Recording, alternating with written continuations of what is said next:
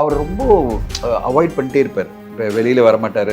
அவரை நம்ம வந்து ஒரு பாசிவாக பார்ப்போம். பாசிவ் என்னென்னா, வெளியிலேருந்து நம்ம ஃபோட்டோ பார்த்துட்டு இருப்போம். அவர் இங்கே நடந்துட்டு இருப்பாரு, இல்லை போயிட்டு இருப்பாரு, மற்றபடி ஃபோட்டோஸ் கொடுப்பாரு, இவ்வளோதான் தவிர ஜெயிச்சு வந்த உடனே ஓடி வந்து எல்லாரையும் கட்டிப்பிடிக்கிறது, அவர் ஃபேமிலியை கட்டிப்பிடிக்கிறது, அந்த ஃபேமிலியோட துள்ளி குதிச்சா இருப்பாருங்க. ஃபேன்ஸ் நீங்களாம் சடப்படாதீங்க, நல்லபடியாக ஃபேமிலி பார்த்துங்க, சந்தோஷமாக இருங்க, நிறைய உழைங்க, அடுத்த கட்டம் உங்கள் வளர்ச்சியை நோக்கி போங்க. எல்லாரும் வந்து அவங்க கடமை ஒழுங்கா செஞ்சாலே ரிசல்ட்ஸ் தானாவே.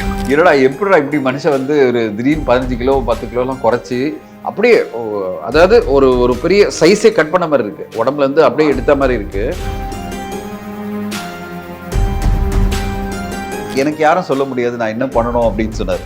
நான் என்ன பண்ணணுன்றதை யாரும் எனக்கு சொல்லக்கூடாது. நான் என்னுடைய பேஷனை பர்சீவ் பண்ணுவேன். அக்டோபர் வரையும் நான் ஷூட் பண்ண போகிறதில்ல, அது பிறகு ஒரு படம் பண்ணுவேன் அப்படின்னு நான் சொன்னபோது சரி ஓகே. இப்போ எப்படி மோட்டர் ஸ்போர்ட்ஸ் மேலே அவர் பேஷனட்டாக இருக்காரோ அதே மாதிரி தான் அவர் ஃபேமிலி மேலேயும் அவ்வளோ பேஷனட்டாக இருப்பார். அவங்க ஷாலினி அவர்களை வந்து அவ்வளோ பேஷனட்டாக அவர் லவ் பண்ணார். குறைந்த விலை நிறைந்த தரம், தங்கள் தேவைகள் அனைத்தும் ஒரே இடத்தில். ஜெயச்சந்திரன் சார் வணக்கம் சார். வணக்கம், எப்படி இருக்கீங்க சார்? நல்லா இருக்கேன். Happy Pongal to you and to red நியூல் வியூவர்ஸ் எல்லாருக்கும் ஹாப்பி பொங்கல். உங்களுக்கு ஹாப்பி பொங்கல் சார். சார் தமிழ்நாட்டோட 2 பொக்கிஷம் சொல்லலாம். 2 பொக்கிஷமும் அவங்களோட பேஷனை நோக்கி போயிட்டு இருக்காங்க. ஒருத்தவர் 2026 தேர்தலை சந்திக்க நெருங்கிட்டு இருக்காரு.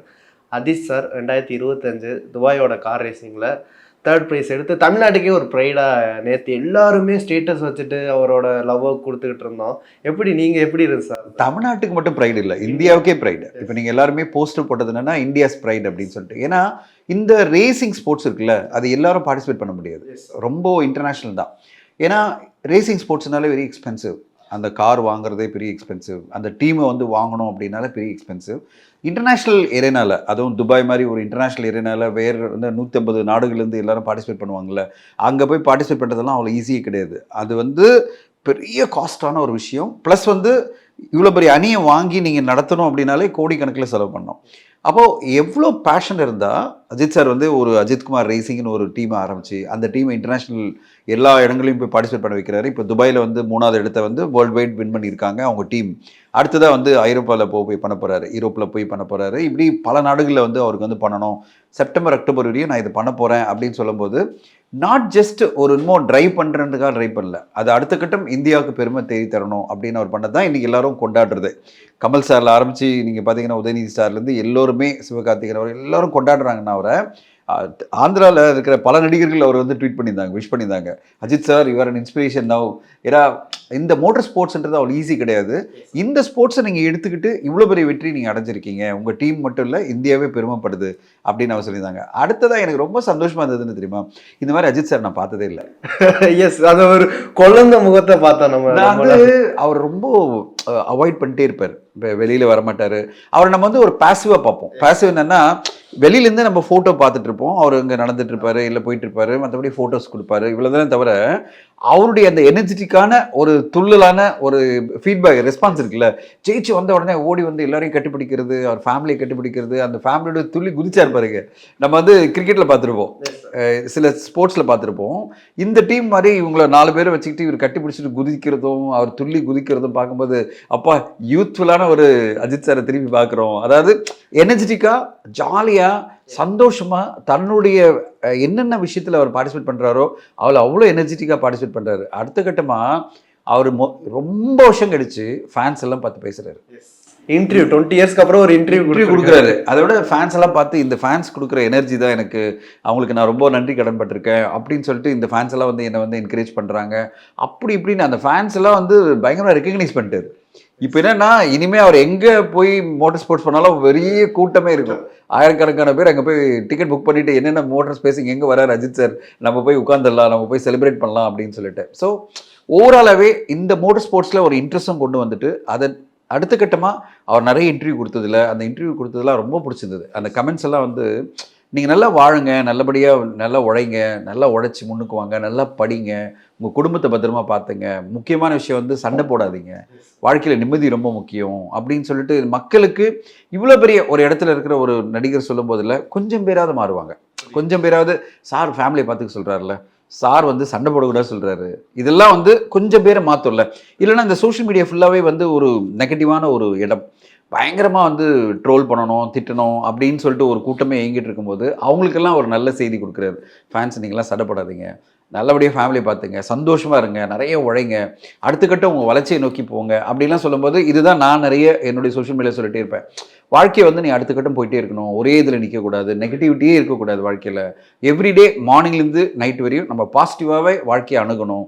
மற்றவங்க நெகட்டிவாக இருந்தாலும் நம்ம பாசிட்டிவாக இருக்கணும் அப்படின்னு நினைப்பேன். அவருடைய அந்த இன்ஸ்பைரிங்கான வேர்ட்ஸ் வந்து இப்போது இன்னும் பல பேரை வந்து மாற்றும், பல பேரை வந்து அந்த ஒரு பாதையில் கொண்டு செல்லுன்றது தான் எனக்கு ரொம்ப சந்தோஷமாக இருந்தது.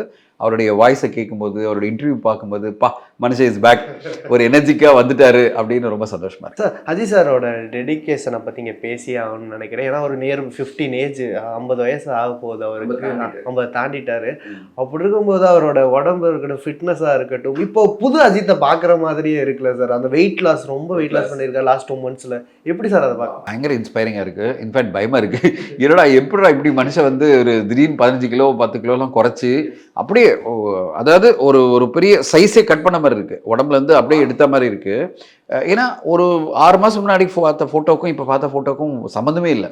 ஆனால் இந்த லுக்கில் அவர் கோட் சூட் போட்டு வரும்போது வந்து பார்த்தா ஜேம்ஸ் பாண்ட் மாதிரி இருக்காரு. அப்படியே ஒரு ஃபிட்டாக நம்ம வந்து பார்த்துருக்கோம்ல. இப்போ வந்து ஒரு டாம் க்ரூஸை பார்க்கும்போது நம்மளுக்கு ஒரு பயங்கரமாக இன்ஸ்பயர் ஆகும்ல, அந்த மாதிரி ஒரு இன்ஸ்பிரேஷனாக இருக்கார். அது வந்து எப்படி பண்ணாருன்னு தெரியல. அடுத்த கட்டமாக அவர் சொல்லணும், அவர் எப்படியெல்லாம் இதை வந்து பண்ணி இந்த உடம்பை இப்படி டப்புன்னு குறைச்சாரு. ஒரு 6 மாதத்தில் குறைக்கிறதெல்லாம் அவ்வளோ ஈஸி கிடையாது, unless you have a very strong diet. So in fact வந்து நான் வந்து என் உடம்பை மெயின்டைன் பண்ண தான் பார்ப்பேன். நான் வந்து குறைக்கணும்னு ரொம்ப அட்டம்ப்ட்லாம் பண்ண மாட்டேன். அப்போ வந்து எனக்கு எல்லாருமே சொல்லுவாங்க ஃபுட்டை குறைச்சிருங்க. அதாவது ஃபிட்னஸ் வந்து 70% ஃபுட் தான், 30% எக்ஸசைஸ். நீங்கள் 30% எக்ஸசைஸ் அப்படின்னா ஒரு நாளைக்கு ஒரு மணி நேரம் ஒர்க் அவுட் பண்ணாலே போகிறோம். ஒர்க் அவுட்னா பெரிய ஜிம்மில் போய் உட்காந்து பயங்கரமாக செலவு பண்ணணும்னு அவசியம் இல்லை. நீங்கள் வந்து சும்மா வாக் பண்ண கூட போகிறோம். 1 மணி நேரம் வாக் பண்ணிவிட்டு ஃபுட்டை கரெக்டாக, அதாவது எக்ஸ்ட்ராவாக தீனி பண்ணிகிட்டே இருக்கக்கூடாது. அதாவது சொல்லுவாங்கள்ல, ஸ்நாக்ஸ் வந்துகிட்டே இருக்குது, சாப்பிட்டுட்டே இரு, ஸ்நாக்ஸ் சாப்பிட்டுட்டே இரு அப்படின்னு சாப்பிட்டுட்டே வச்சிங்களேன், உடம்பு ஏறிட்டே இருக்கும். அடுத்ததாக பார்க்குறதெல்லாம் கண்ணு பார்க்குது, வாய் சாப்பிடுது, அப்படின்னால காலி, உடம்பு வந்து வெயிட் ஏறிட்டே இருக்கும். ஸோ ஒரு முக்கியமான விஷயம் இல்லைன்னு சொல்லுவாங்கன்னா, ஃபுட்டு கட்டுப்பாடு தான் உடம்புடைய ஃபிட்னஸ்க்கு ஒரு அடிப்படை. 70% அதுதான். அதை வந்து இவர் எப்படி பண்ணியிருக்காரு, ஃபுட்டை வந்து எப்படி, அவர் ஒரு நல்ல ஃபுட்டி, நல்லா சாப்பிடக்கூடிய ஆள் தான். அவர் நிறைய நம்ம பார்த்துருப்போம், வேறு ரெஸ்டாரண்ட்டில் உட்காந்து சாப்பிடக்கூடிய ஆள். எப்படி ஃபுட்டை இப்படி கண்ட்ரோல் பண்ணார், அப்போ எவ்வளோ பெரிய டிசிப்ளின் பாருங்கள். ஃபுட்டை கண்ட்ரோல் பண்ணி டயட்டை வந்து ரொம்ப டைட்டாக வச்சுட்டு லைட்டாக ஒர்க் அவுட் ஏதோ ஒன்று பண்ணி இன்னைக்கு இவ்வளோ ஃபிட்டாக வந்து நிற்கிறார்ல, இது எல்லாமே வந்து மிகப்பெரிய inspiration for the generation. Sir அந்த ஆக்சிடென்ட் ஆனப்போ அவர் ஆக்சிடென்ட் ஆகிட்டு எந்திரிச்சு வந்துட்டு அடுத்த நாளே ப்ராக்டிஸ் போனதெல்லாம் பார்க்கும்போது ஒருத்தவர் இப்படியா ஒரு இதை லவ் பண்ண முடியும். அதுவும் அவர் இன்டர்வியூவில் தெளிவாக சொல்லியிருந்தாரு, எனக்கு ஆக்டிங்கும் பேச இதுவும் எனக்கு பிடிக்கும், ரெண்டுக்குமே நான் மென்டலி ஸ்ட்ராங்காக இருக்கேன் அப்படின்னு சொல்லியிருந்தாரு. ஸோ வந்து ஒரு சொல்லிட்டாரு, நான் வந்து ஆக்டிங் விட்டு போக போகிறதில்ல, ஒரு வருஷத்துக்கு ஒரு படம் கொடுத்துருவேன்னு சொல்லிட்டாரு. அதை கேட்கும்போது எப்படி சந்தோஷமாக இருந்தது. நான் வந்து அந்த ஆக்சிடென்ட்டை பார்த்துட்டு நான் ஒரு இன்டர்வியூவில் நான் சொல்லியிருந்தேன், ஏன் இவர் வந்து அஜித் சார் இதெல்லாம் பண்ணணும், ஏன்னா வந்து நாங்கள் இவ்வளோ அவரை நம்பி இருக்கோம், 2 படமாவது வருஷத்தில் வரும் அப்படின்னு நம்பும்போது இவர் போய் ஏதாவது இந்த மாதிரி ஒரு ஸ்போர்ட்ஸில் ஏன் போனோம் அப்படின்னா, அவர் என்ன அடுத்த இன்டர்வியூவில் என்ன சொல்லியிருந்தாருன்னா, எனக்கு யாரும் சொல்ல முடியாது நான் என்ன பண்ணணும் அப்படின்னு சொன்னார்.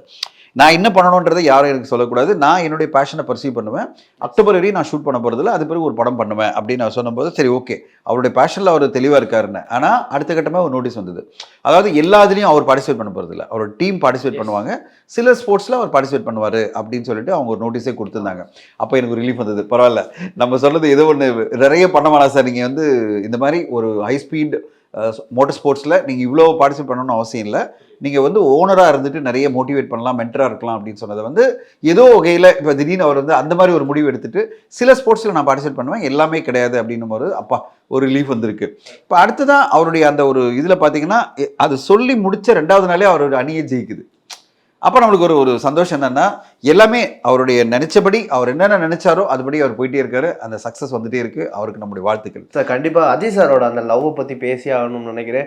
இதுவரை நேற்று அவர் சாலு மேமுக்கும் அவளுக்கும் ஒரு லவ்வை நேற்று பரிமாறினது வந்து புதுசாக இருந்துச்சு, அஜித் சாரா இது அப்படின்ட்டு இருந்துச்சு. ஏன்னா ரொம்ப தன்னை மட்டும் பார்த்துக்கிட்டு ஒரு அலோன் லைஃப் வாழ்ந்துக்கிட்டு இருந்தார், தனக்குன்னு ஒரு ஃபேமிலியை வச்சுக்கிட்டு யாரையும் சீக்கிரம் இன்வால்வ் பண்ண மாட்டார்ல.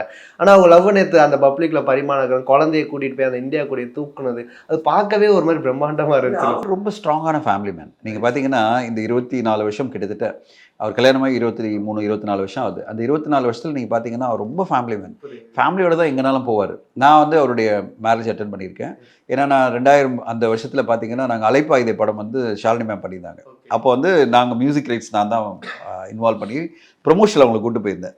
அது யாருன்னா மாதவன், ஷாலினி வந்து நான் வந்து எல்லா ஊருக்கும் ப்ரொமோஷன்லாம் போயிருந்தோம். அப்போ வந்து மியூசிக் வேர்ல்டு, லேண்ட்மார்க் இதெல்லாம் ஸ்டோர்ஸ் எல்லாம் இருக்கும். ஞாபகம் இருக்குல்ல உங்களுக்கு? மியூசிக் ஸ்டோர்ஸே இருக்கும். அங்கெல்லாம் நாங்கள் போனோம். மணிரத்னம் சார், மாதவன் அவர்களும் ஷாலினி மேடத்துக்கு கூட்டு போனேன். அப்போது ஷாலினி மேடம் வந்து அந்த ப்ரொமோஷன் முடிஞ்சு ஆடியோ லான்ச் வந்து பெரிய வெற்றி, ஆடியோ பெரிய சக்ஸஸ், அலைப்பாய்து போயிட்டு இருக்கு. அப்போ வந்து படம் ரிலீஸ் ஆகுது. ரிலீஸ் ஆகும்போது அவங்க எனக்கு கால் பண்ணாங்க. கால் பண்ணிட்டு பாம்பே வந்திருந்தாங்க. அப்போ நான் பாம்பேயில் தான் இருந்தேன். அப்போ கால் பண்ணிவிட்டு அப்போ என்ன சொன்னாங்க, நீங்கள் வந்து வெட்டிங் வரணும், நானும் அஜித் சாரும் கல்யாணம் பண்ணிக்க போகிறோம் அப்படின்னாங்க. எனக்கு ரொம்ப சந்தோஷமாக இருந்தது. அப்போ நான் வெட்டிங் வந்தேன். நான் ரிசப்ஷன் இங்கே வச்சுருந்தாங்க, இங்கே வடபழனியில் தான் ஒரு ஹோட்டலில். அப்போ தான் நான் வந்து முதல் முறையாக நான் அஜித் சாரை பார்க்குறேன். ஸோ அப்பயே பார்த்தீங்கன்னா அப்போது ஷாலினி மேம் சொல்லியிருந்தாங்க, என் வாழ்க்கையில் இந்த மாதிரி ஒரு பேஷனட்டான மனிதரை பார்த்ததே இல்லை. அதாவது எல்லாத்துலேயுமே பேஷன் அப்படின்றது தீவிரமான ஒரு காதல். பேஷன் என்பது சாதாரணமான காதல் கிடையாது. நீங்கள் எதுனாலும் சரி, நீங்கள் தீவிரமாக காதல் பண்ணணும். எதுலேயுமே தீவிரமாக இருக்கணும். நீங்கள் எவ்வளோ டீப்பாக இருக்கீங்களோ அவ்வளோதளவு வந்து அது சக்ஸஸ்ஃபுல்லாக மாறும். இப்போ எப்படி மோட்டார் ஸ்போர்ட்ஸ் மேலே அவர் பேஷனட்டாக இருக்காரோ அதே மாதிரி தான் அவர் ஃபேமிலி மேலேயும் அவ்வளோ பேஷனட்டாக இருப்பார். அவங்க ஷாலினி அவர்களை வந்து அவ்வளோ பேஷனட்டாக அவர் லவ் பண்ணார். அதனால தான் ஷாலினி அவர்கள் பீக்கில் இருந்தாங்க. அந்த நேரத்தில் பார்த்தீங்கன்னா அவங்களுடைய படங்கள்லாம் மாபெரும் வெற்றி. இப்போ அவங்க நடித்தாலே படம் வந்து மிக பெருசாக ஓடும் அப்படின்ற ஒரு ஸ்டேட்டஸில் தான் அவங்க இருந்தாங்க. அவங்க நடிக்கணும் எல்லாரும் கேட்டு இருப்பாங்க. அவங்க பின்னாடி அவ்வளோ ப்ரொடியூசர்ஸ் இருப்பாங்க, அவ்வளோ டைரக்டர் இருப்பாங்க. ஏன்னா அவங்க டேட்டே கொடுக்க மாட்டாங்க. அவங்க செலக்டிவான படம் தான் பண்ணுவாங்க. ஸோ அவங்க வந்து ஒத்துக்கிட்டு இப்போ அஜித் சாரை கல்யாணம் பண்ணிக்கணும்னு போகிறாங்க. அதை விட முக்கியமாக சினிமா விட்டு விலகணுன்றாங்க பீக்கில், கரியரில். அதுக்கு காரணமே இவருடைய அந்த ஒரு பேஷனேட்டான ஒரு லவ் தான். ஸோ இவர் அவங்க மேலே வச்சிருந்த அந்த ஒரு பேஷன் தான் இன்றைக்கி வந்து அவங்க குடும்பமாக இவ்வளோ சந்தோஷமாக இருக்காங்க. நீங்கள் பார்க்குறது எல்லாமே அந்த 25 வருஷம் அந்த அன்பு தான். ஸோ அது வந்து பார்க்கும்போது நம்மளுக்கு பெருமையாக இருக்குது. இப்படி ஒரு மனிதர் எல்லாரும் பப்ளிக்கில் வந்து இவ்வளோ அன்பை வெளிப்படுத்தும் போது நிறைய பேருக்கு இது வந்து ஒரு இன்ஸ்பைரிங்காக இருக்கும். எப்படி இன்ஸ்பைரிங்காக இருக்கும்னா, நம்மளும் இந்த மாதிரி தான் இருக்கணும். நம்ம ஒய்ஃப் கிட்ட, நம்ம குழந்தைங்கிட்ட, நம்ம வந்து எல்லாருக்கிட்டையும் வந்து நம்ம எவ்வளோ அன்பாக இருக்கணும் அப்படின்றது வந்து அஜித் சார் வந்து அவருடைய கருத்துக்களை நிறைய சொல்லிகிட்டே இருப்பார். ஆனால் அது நடைமுறைப்படுத்துறதுலையும் அப்படியே தான் காமிக்கிறார். அன்பை வந்து நம்ம எவ்வளோ அழகாக வெளிப்படுத்தணும், எவ்வளோ அன்பாக இருக்கணும் ஃபேமிலி கூட. அதை தான் அவருடைய எல்லா ஸ்டேட்மெண்ட்லையும் சொல்கிறார். ஃபேமிலியை பார்த்துங்கன்னு சொல்கிறது அப்பா அம்மா மட்டும் இல்லை, ஒய்ஃபு, குழந்தைங்க எல்லாரையும் பத்திரமா பார்த்துங்கன்னு அவர் சொல்கிறாரு. ஸோ அது ரொம்ப அழகாக அந்த என்ன சொல்கிறது, அந்த வெளிப்பாடு தான், அதனுடைய வெளிப்பாடை தான் நான் அந்த எக்ஸ்பிரஷன் தான் பார்க்குறேன். அவர் எவ்வளோ தூரம் அன்பாக ஓடி வந்து எல்லாரையும் இது பண்ணிக்கிறாரு. ஷாலினி மேடத்தினுடைய அந்த ரெஸ்பான்ஸும் சரி, எல்லாமே பார்க்கும்போதே அன்பின் உச்சமாக தான் அந்த ஃபேமிலி இருக்குது. ஓகே சார், 2025 24 25 நம்ம நிறையா அதை பார்த்துக்கிட்டு இருக்கோம். அதில் ஒன்று வந்து இளைஞர்கள் நிறைய பேர் அரசியலுக்கு வர்றது. அஃப்கோர்ஸ் விஜய் சார்னால நிறைய பேர் அரசியலுக்கு வர தொடங்கினாங்க. இப்போ அஜித் சார் வேறு கார் ரேசிங், நிறைய பேர் மோட்டர் கார் ரேசிங்லேயும் போவாங்கன்னு நினைக்கிறோம். அது எப்படி இருக்குது? இல்லை, அது வந்து மோட்டர் கார் ரேசிங் எல்லாரும் பண்ண முடியாது. அது பயங்கரமான எக்ஸ்பென்சிவான ஒரு விஷயம். பைக் ரேசிங் தான் பண்ணலாம். நம்ம வந்து பைக் ரேசிங் வரையும் போக முடியும். மோட்டர் கார் ரேசிங் லட்சக்கணக்கில் செலவாகும்.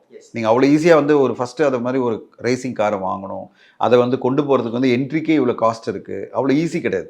இது வந்து ஒரு குதிரையை மெயின்டைன் பண்ண மாதிரி தான். நீங்கள் குதிரையெல்லாம் ரேஸில் ஜஸ்ட் லைக் தட் பார்ட்டிசிபேட் பண்ண முடியாது. குதிரை வந்து மெயின்டைன் பண்ணுறது எவ்வளோ கஷ்டம் தெரியல. அதுக்கு வந்து டெய்லி மெயின்டைன் பண்ணணும். ஸோ அந்த மாதிரி தான் வந்து ஒரு கார் ரேசிங். எல்லா இளைஞர்களும் அப்படி போய் கலந்துக்க முடியாது. அன்லெஸ் நீங்கள் வந்து ஒரு பணக்காரனாக இருந்தால் தவிர, உங்களுக்கு வசதி இருந்தால் தவிர நீங்களால் பண்ண முடியாது. ஓகேங்களா? அவ்வளோ ஈஸியாக நீங்கள் பர்சியூ பண்ண முடியாது. அதனால தான் ரொம்ப செலக்டிவான பீப்புள் தான் அதில் போவாங்க. ஆனால் அஜித் சார் வந்து தனக்கு இவ்வளோ பெரிய ஒரு கரியர் இருக்குது, சினிமான்ற ஒரு மிகப்பெரிய கரியர் இருக்குது, வருஷத்தில் 2 படம் பண்ணி நிறைய சம்பாதிக்கலாம். ஆனால் அதெல்லாம் விட்டுட்டு நான் வந்து மோட்டர் ஸ்போர்ட்ஸ் வந்து இந்தியா வந்து அவ்வளோ லீடிங்காக இல்லை, நான் இதை கொண்டு போகிறேன் அப்படின்னு போனது விட்டு நம்மளாம் பார்த்து வைக்கலாம். ஒருவேளை நம்மளுக்கு ஏதாவது இப்போ இந்த மாதிரி ஸ்போர்ட்ஸில் இருக்கிறவங்க ரொம்ப இன்ட்ரெஸ்டாக இருக்கிறவங்களுக்கு ஒரு வாய்ப்பு கிடைக்கலாம். அதாவது ஃபாரினில் இருக்கிற டிரைவர்ஸ் மட்டும் கிடையாது, அதாவது ரேசிங் டிரைவர்ஸ் மட்டும் கிடையாது, இந்தியாவில் இருக்கிற ரேசிங் ஆளுங்களும் அவருடைய அணியில் ஜாயின் பண்ணலாம். அது மூலமாக அஜித் சார் மூலமாக இன்டர்நேஷனல் லெவலில் போகலாம். அந்த மாதிரி வாய்ப்புகள் கிடைக்கும். குறைந்த விலை, நிறைந்த தரம், தங்கள் தேவைகள் அனைத்தும் ஒரே இடத்தில். ஜெயச்சந்திரன்.